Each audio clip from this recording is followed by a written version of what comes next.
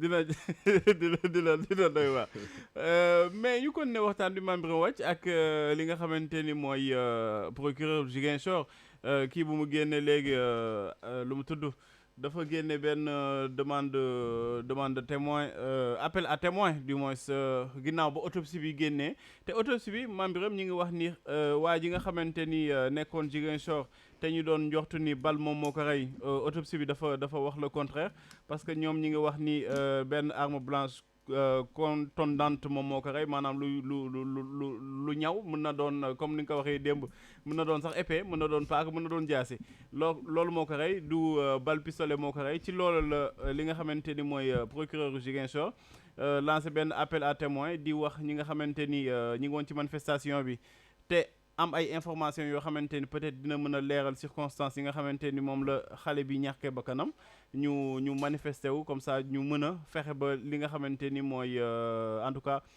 énigme bi ñu mun ko teel a résoudre mais Mame Birame balaa ñuy commencer ñu nuyuwaat Moustapha Diop di ko ziar bu baax. maa ngi lay nuyu baax di la ziar Pape Mokhtar di nuyu Mame Birame également techniciens yi ñu àndal yëpp. ak Sénégalais yi ñuy seetaan d'ici et d'ailleurs. techniciens yi bokk na si DJ yu ak Aji Fatou ak Rahim ñoom ñoo yore YouTube beeg digital bi mais DJ yu moo yore son bi. jeex na Mame Birame. waaw xam nga Pape Matar la dernière fois maa ngi doon expliquer fii benn rupture de confiance bu am entre ñiy diriger.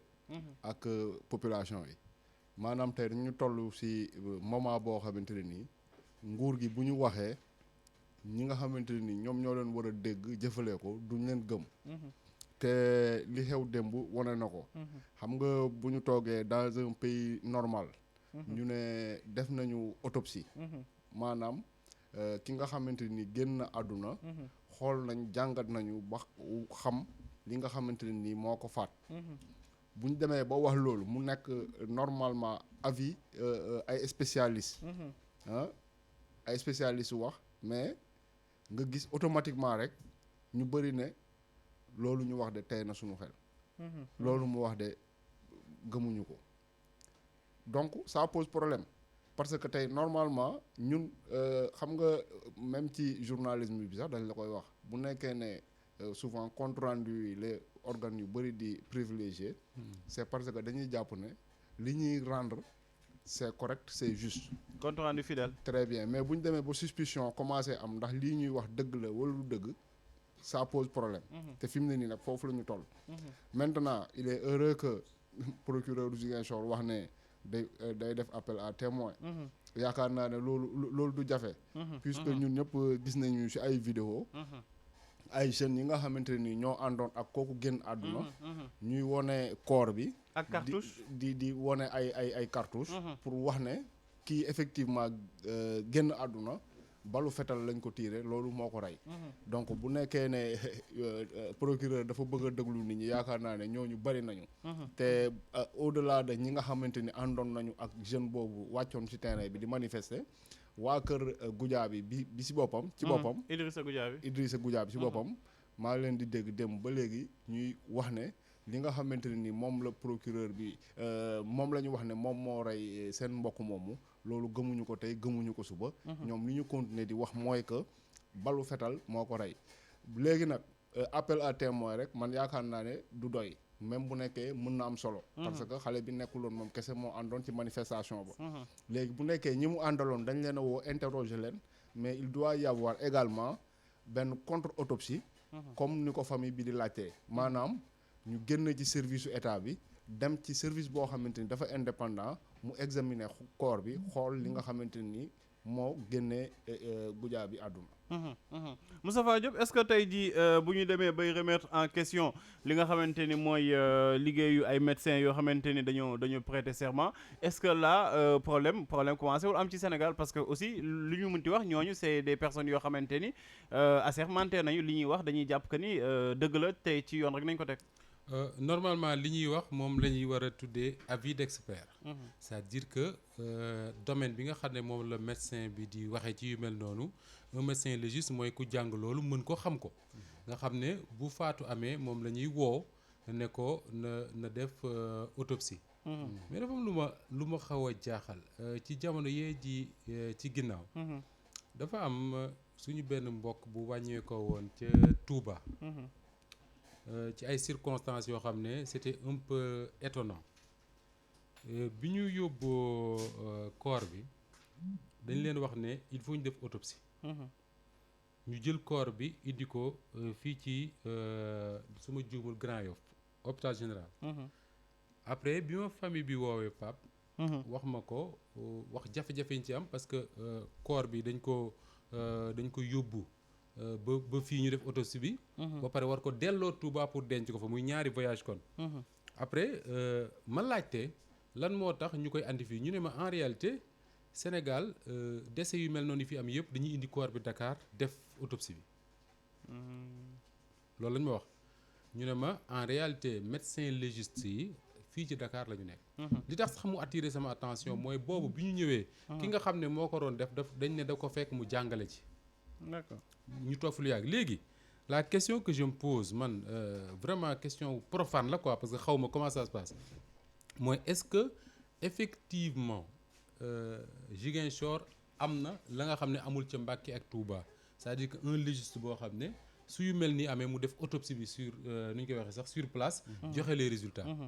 c'est des questions que je me pose parce que la ma déggoon y a à peu près 1 mois ak li ma dégg tey xaw na ma jaaxal tuuti. te après dinaa ci gën a laajte. beneen bi mooy Mame Birame wax na ko sànq moo di ne normalement su fekkee ne yu mel ni dafa am ñu ne lii mooy autopsie résultat autopsie bi nga xam ne médecin bi def na ko ñëpp dañ ci war a d'accord ne loolu mooy li nga xam ne mooy li rey ki faatu. mais Pape. suspicion bi dafa commencer avant loolu. parce que man fii laa toog ci sama bureau sama correspondant ba nekk ca Ziguinchor Khalil Diémé mi ngi may dégg certainement. toog ak famille bi nga xam ne ñoom la seen doom faatu. Khalil woo ma ne ma y a un problème à Ziguinchor ma ne ko c'est quoi le problème mu ne ma famille bi nee nañ dañu toog ñu war a def autopsie xale bi nga xam ne moom moo faatu. am ku leen fekk ñu toog mu ne leen xale bi lii moo ko rey wax leen ni lii moo ko rey te boobu autopsie bi résultat yi génn ko. boobu la suspicion commencé juddu mais li Mame Birame wax sànq tam am solo je crois que loolu mooy yombal lépp bu su procureur defee appel à témoin xale bi jame wuñ ko cib àll. su ma juumul. ci manifestation. te man j'ai si sama portable ay vidéo yu ñu ko tegee cib kii di ko dawale di ko rawale. donc ñi ko doon yóbbu. certainement ñoom fekk nañ mbir yi. suñ leen woowee laaj leen dinañ wax lan lañ gis. bien sûr. su fekkee ne ñoom dañoo gis ku ko jam dinañ ko xam. su fekkee ne dañu gis ne bal moo ko dal dinañ ko xam mais yu mel nii li nga xam ne moo ci doy waar ci appel à témoin yooyu mooy dañ koy def d'une telle manière que même ñi nga xam ne ñoo fekkee war a mën a wax la peur dafay installé wu seen côté ba duñ sawar sax dem wax. c'est vrai.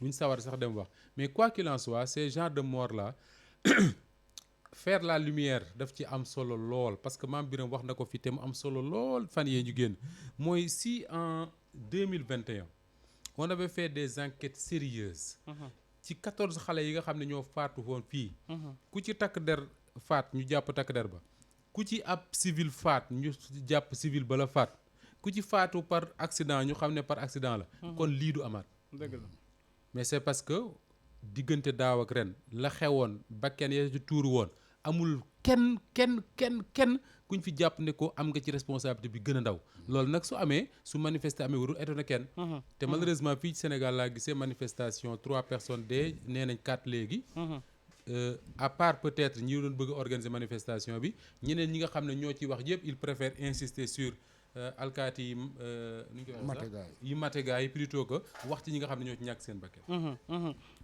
Mame Birame tey nu ko Moustapha waxee sax même au-delà sax li xaw a jaaxal ñu bëri mooy ñaata personne ñoom ñoo décédé foofu mais mi ngi mel ne benn résultat autopsie kese nañ jotagul te beneen mbir bi aussi ñu bëri dañ koy wax mooy nan ngay wootee appel à témoin am ñoo xamante ne à visage découvert yore nañu def nañu ay vidéo di wax que ni force de l'ordre yi fa nekkoon wala gendarme yi fa nekkoon ay balles réelles nañu doon tiré te pourtant convoqué wu ñu leen ne serait-ce que à titre informatif pour jéem a xam ñooñu lan nañu xam effectivement ci conditions yi nga xamante ni ñoo ñàkk nañ seen bakkan.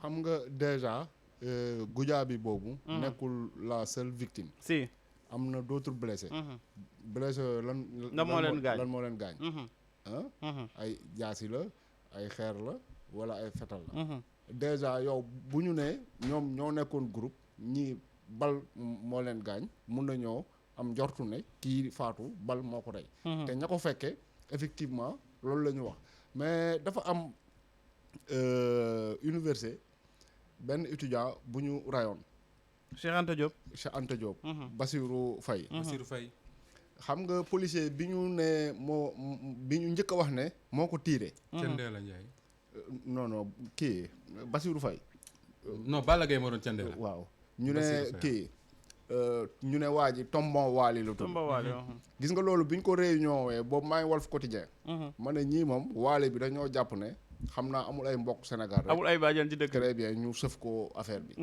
mais xam nga qu'est-ce qui a été déterminant benn étudiant bu nekkoon ak Bassirou Faye au moment des faits kooku moo leen ne ki tiire nekkul nit ku ñuul ku xees la alors que tombon waali bi ñu arrêté woon noonu dafa ñuul ba mën nga def différence bi moom ak keneen koo xam ne mu ak ki ñu mujjee arrêté budget nu mu tuddati sax turu naa genre Bougazir yooyu la waaw turu absolument syrien libano-syrien la yor moom la ñu mujj wax ne moom moo ko assassiné te pourtant au départ waa tombon waali lañ ko jiiñoon ne moom moo tiire ba ñu jàpp ko il a fallu étudiant boobu ñëw def témoignage insister ne moom policier bu mu gis mu tiiree ci Bassirou Faye kooku nekkul ki ñu jàpp nii kooku moom xamee na ko te buñ ko tegee ci kanamam dina ko mën a identifier donc pour dire tout simplement que appel à témoin bi c'est mais ni nga ko waxee à un moment donné da ngay tu te demandes sax ndax jar na ko bu nekkee ay nit ñoom ñoo téye corps bi taxaw nii ci caméra yi ñu leen di vidéo ñooñu pour nga identifier leen convoquer leen poser leen ay questions ça ne devrait pas poser de problème normalement jarul sax yow ngay def appel à témoin pour wax ne képp koo xamante ni am nga gis na ñu pëcc xoo bu mu mujjoon am fii ci affaire Petro-Tim bi ñu ko defee policier bi nga doon wax sànq c'est Bougaleb waaw Bougaleb ma ngoog donc pour man ñi nga xamante ne ni dem nañu ba téye corps bi ñu vidéo leen ñu wax am si koo xamante ni yëkkati na benn cartouche di wane ne cartouche bi moom moo rey le jeune Goudiaby bi la mais qu'il les convoque rek pour déglu leen je pense que bu ñu leen dégloo ça peut être déterminant Mame Birame ñu des si yow ak titre quotidien Le Soleil parce que ñoom ci manifestation bi bokkoon na si ñi nga xamante ni dañ doon magnifier liggéeyu force de l'ordre yi mais dañu xëy démb def ci ce que révèle l'autopsie mais ñoom fi ñuy wax mooy dañu ni que voilà ñoom dañuy dédouaner ak force de l'ordre parce que dañuy ni policiers yi ak gendarmes yi évidemment duñuy utiliser li nga xamante ne mooy hache wala sabre est-ce que tey jii quelque part gënuñu sax dugal état du Sénégal parce que gis nañu aussi ci yenn